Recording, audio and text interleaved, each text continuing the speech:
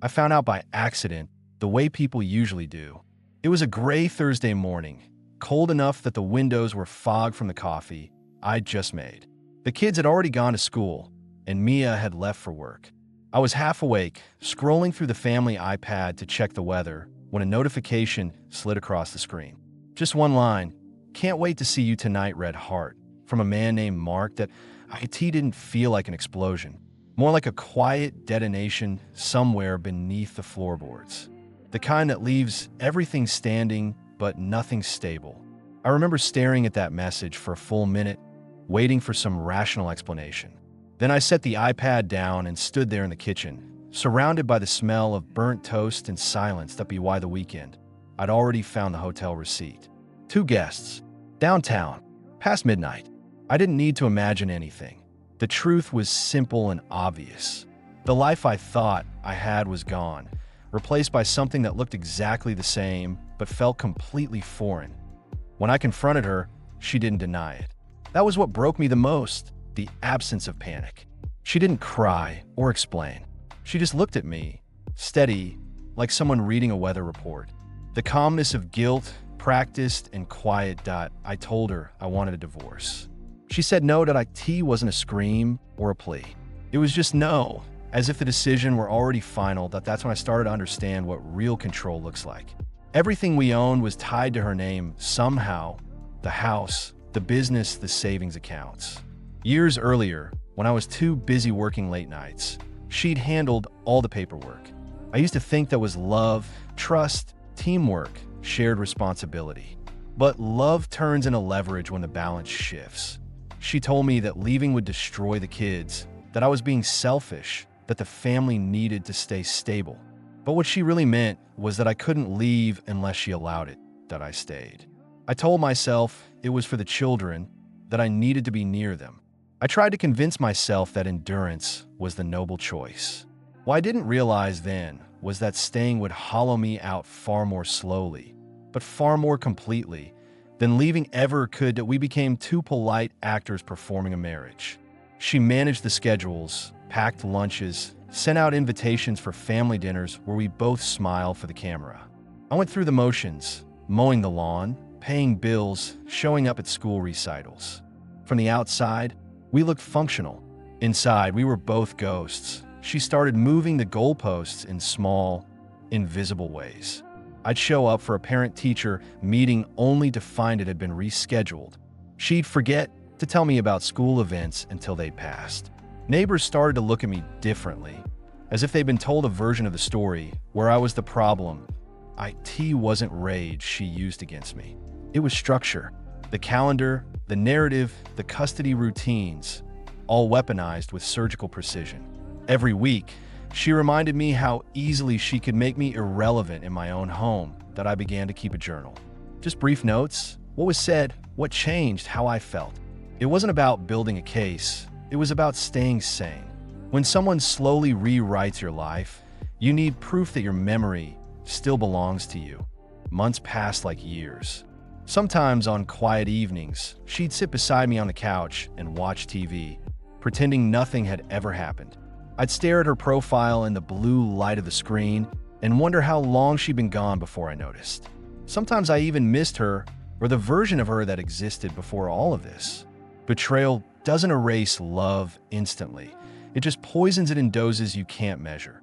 There were nights I thought about walking out, just packing a bag and disappearing into some cheap apartment in the city.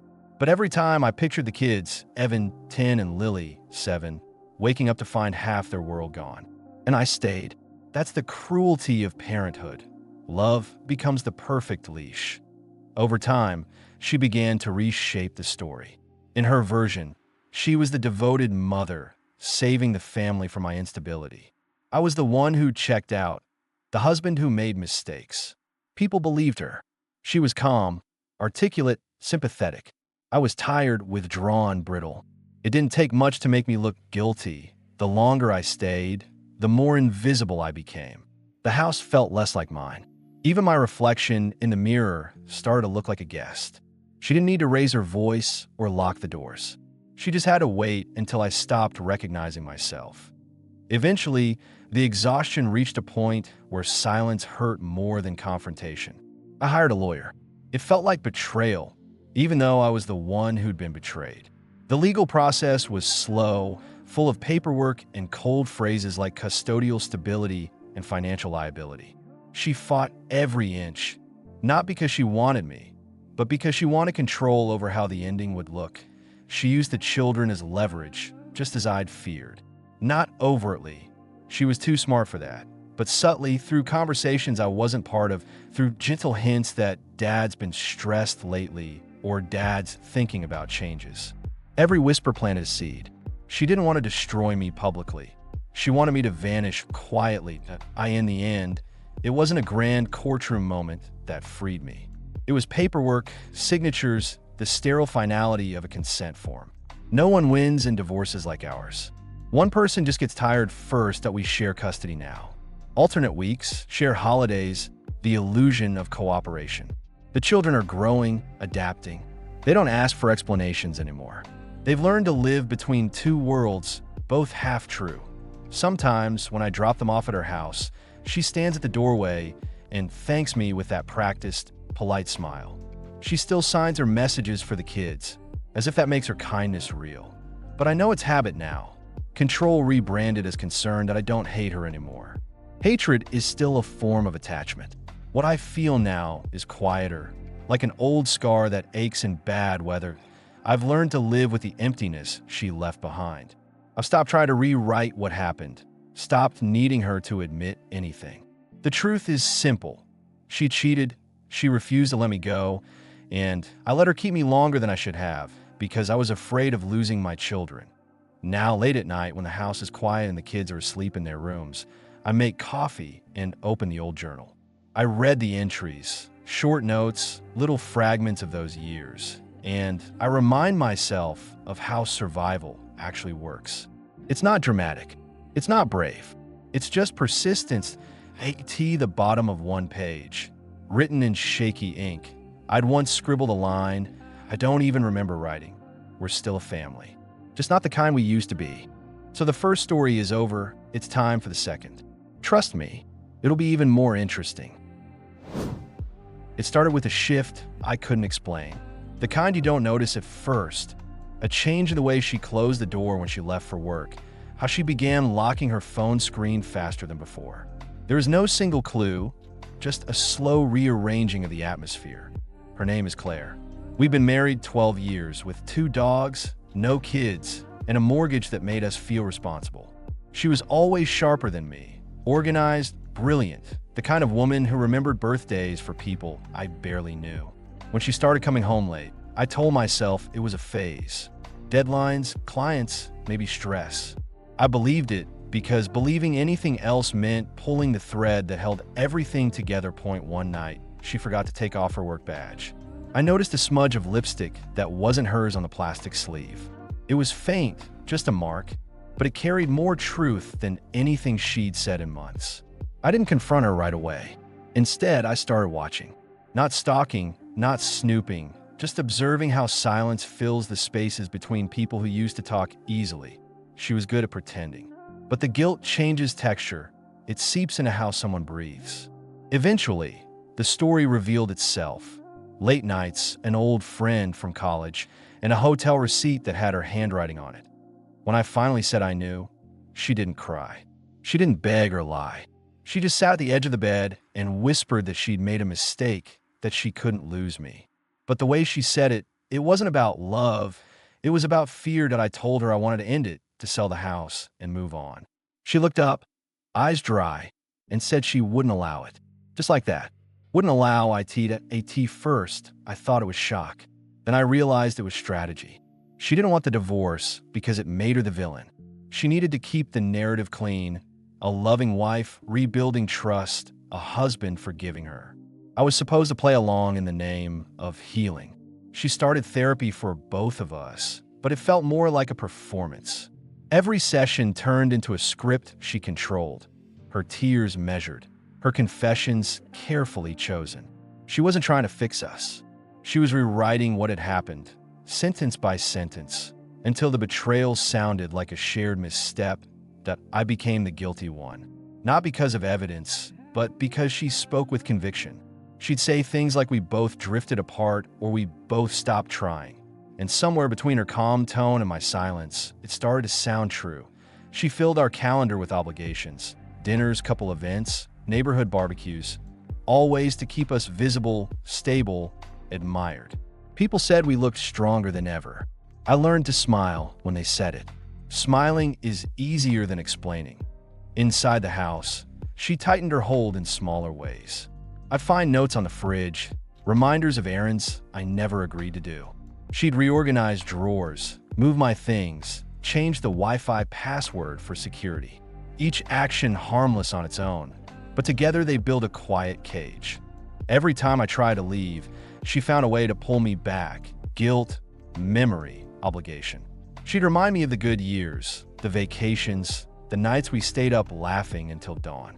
And then she'd say she didn't deserve to be abandoned. The word abandoned always worked. It painted me as the monster. There were moments I almost believed her. When you live long enough with someone who controls the narrative, your version of events starts to blur. I began to wonder if maybe I'd been distant, if maybe I'd push her towards someone else. That's the cruelty of psychological manipulation. It doesn't need force. Just repetition. Months turned into a year. Friends stopped asking questions. Everyone assumed we'd worked through it. But the truth was simpler. I'd stopped fighting. I was existing inside the marriage like a tenant waiting for the lease to expire that I started running at night just to feel something different. The sound of shoes on pavement became the only rhythm that didn't belong to her. I'd run past dark houses, past glowing windows where families watch TV, and imagine what freedom might sound like. Sometimes I'd come home to find her waiting, pretending to read. She'd ask where I'd been, what I was thinking, how I was processing things. I'd answer mechanically. It wasn't fear anymore, it was fatigue. The kind that seeps into your bones and makes even hope feel like a chore. Then, one morning, I found her in the kitchen with suitcases packed. She said she needed space, that she was going to stay with her sister for a few weeks. I felt a flicker of something, relief, maybe. But as she left, she turned back and said, "Don't make any rash decisions while I'm gone." It wasn't a request. It was a warning. While she was away, I realized how light the house felt. No footsteps echoing behind mine. No careful silence. I slept with the windows open, cooked whatever I wanted, even moved my desk to the living room. I thought maybe, finally, this was it, the moment she'd let go. But she came back, with flowers, a new haircut, and the kind of smile that pretends nothing ever happened. She unpacked, as if she'd just returned from a business trip. When I asked why she'd come back, she said it was our home, and she wasn't going to let me destroy it. That was when I understood she didn't love me anymore, but she loved the idea of being the one who stayed. To her, leaving meant losing control of the story. So she stayed, and by staying, she kept me trapped in a version of marriage that existed only in her head. Now, years later, we still live in the same house. We eat dinner together, share bills, even go on trips. People say we're lucky to have survived such a rough patch. They have no idea the rough patch never ended. It just became permanent. Sometimes I look at her across the table and I wonder what she thinks when she looks at me. Does she feel guilt or just pride in her ability to keep what she owns? I'll never know. We don't talk about the past anymore. Silence is the treaty we signed without words. Night. When she's asleep, I sit on the porch and listen to the crickets. I think about the man I used to be, curious, impulsive, capable of walking away. That man would never recognize the one sitting here now. People think prisons have bars. They don't. Sometimes they have front porches, well-kept lawns, and family photos that look perfectly normal. Claire still tells people we're working on things. Maybe she even believes it. But I know better. We're not working on anything. We're maintaining the illusion she built, the house she chose to stay in, and the man too tired to leave.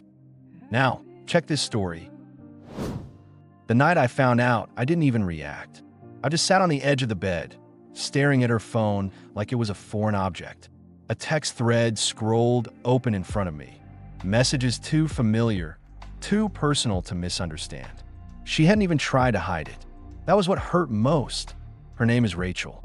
We've been married 9 years. A house in the suburbs, 2 kids, matching holiday sweaters.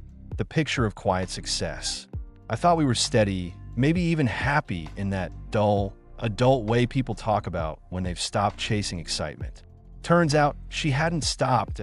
I remember the first few days after finding out. Everything looked the same, but nothing felt right. The house had a hum to it, like the refrigerator was running louder than usual, or maybe it was just the noise inside my own head. I went through the motions, made breakfast, drove to work, mowed the lawn, but every small sound reminded me of what she'd done. She didn't apologize right away. She didn't explain.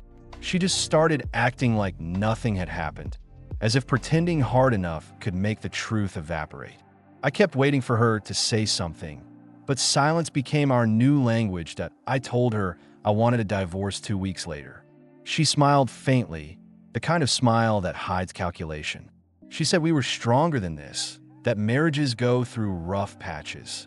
But what she really meant was that she wasn't going to let me go. At first, I thought it was guilt. Then it became clear it was control. She didn't love me anymore. She loved the structure, the image, the routine. Divorce would ruin her stability, the social circle, the identity she'd built as the perfect wife.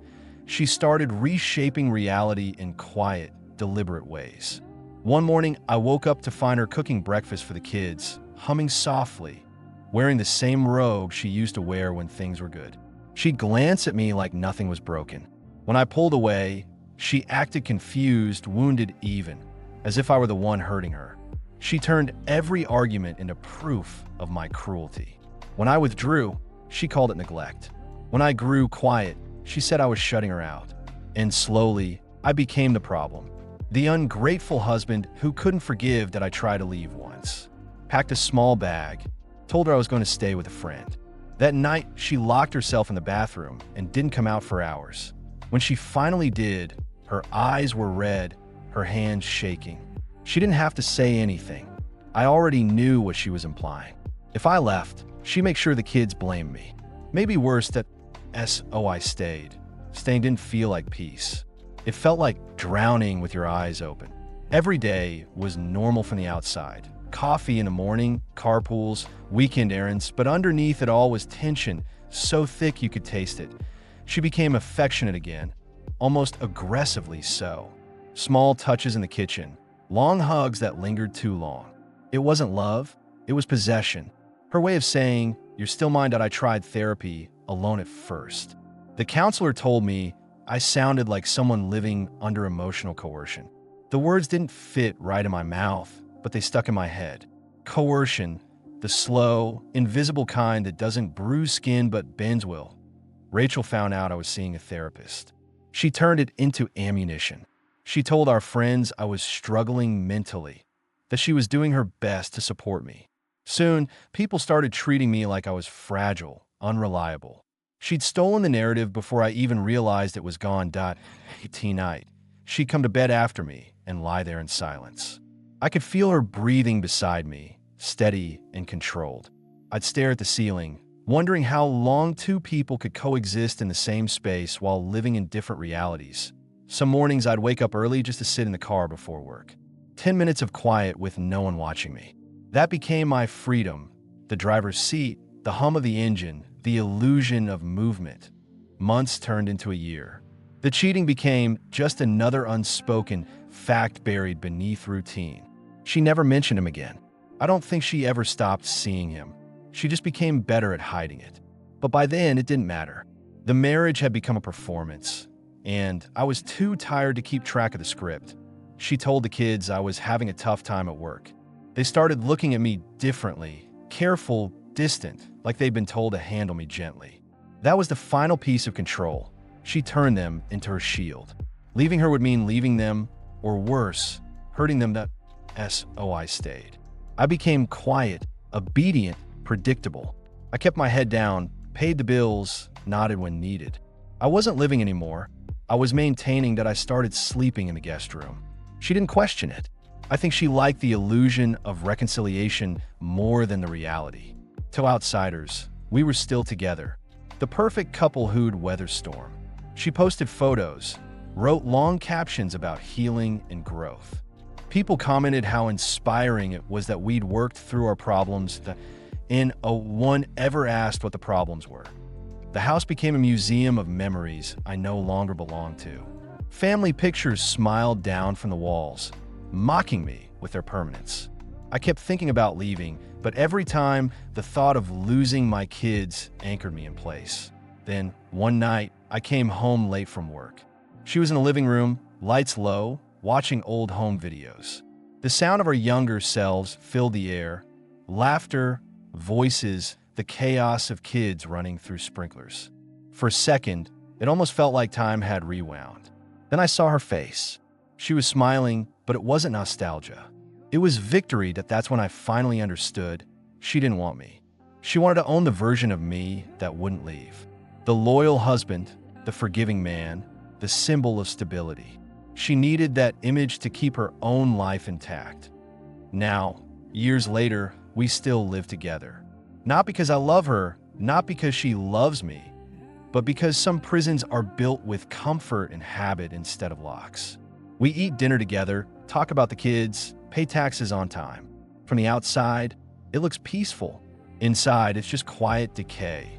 Sometimes I sit in the dark and think about that first night, the one when I saw her messages and didn't react.